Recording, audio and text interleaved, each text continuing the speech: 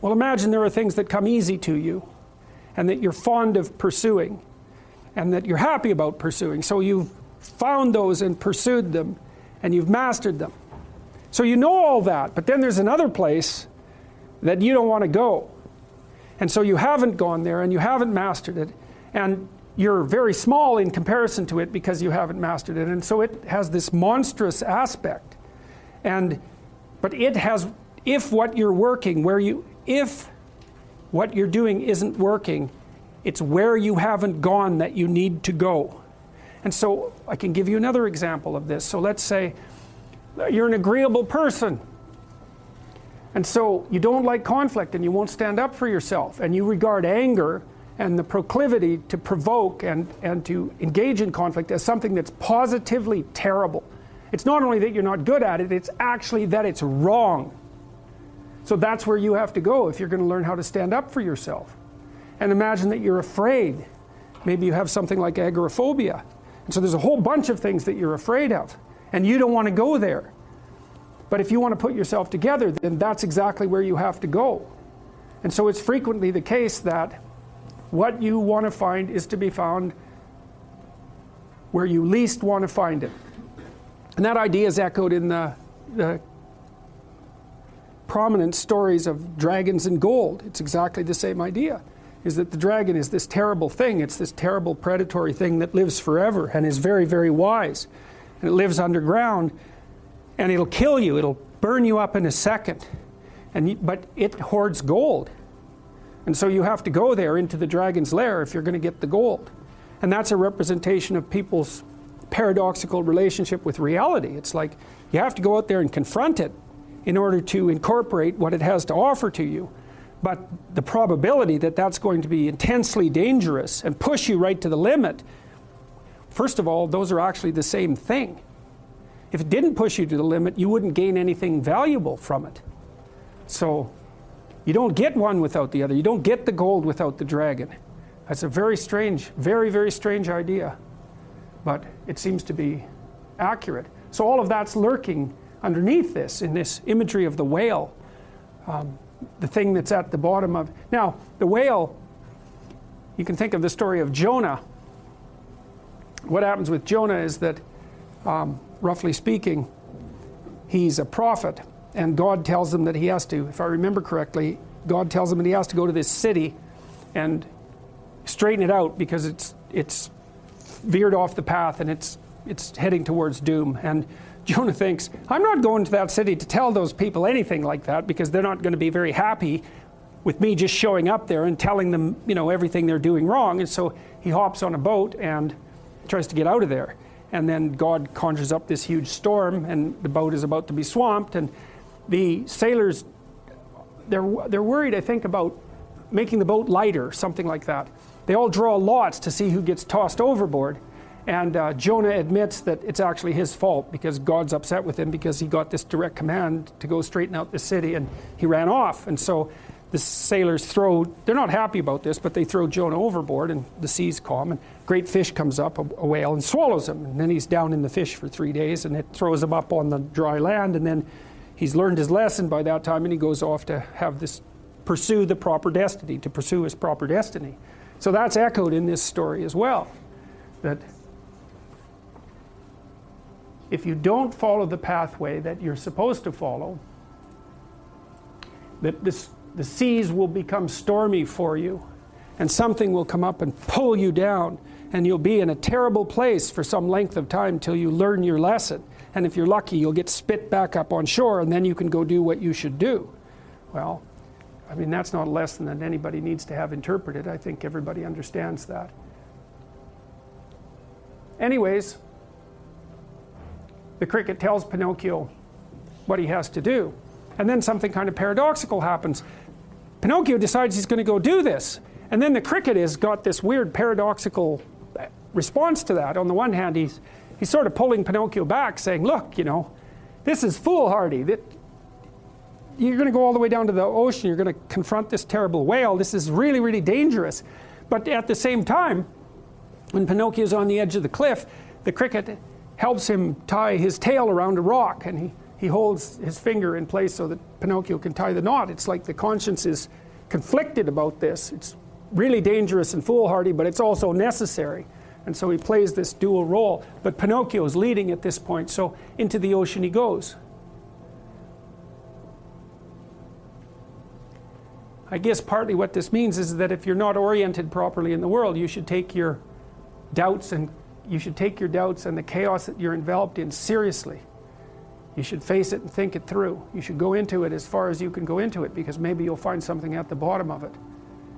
I mean, the alternative is to pretend that it doesn't exist.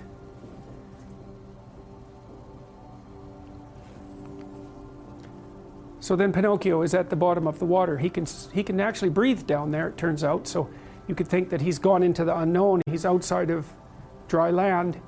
He's in the unconscious. All of those things are true. And you might think, well, why would it be the world outside of what's known and the unconscious at the same time? This weird intermingling of those two things. And as far as I can tell, that's because when you're in chaos and you don't know what's going on, then you start imagining what might be going on. And that imagination is partly the world, as it might be, but it's also partly the structure of your unconscious mind, which is producing the fantasies.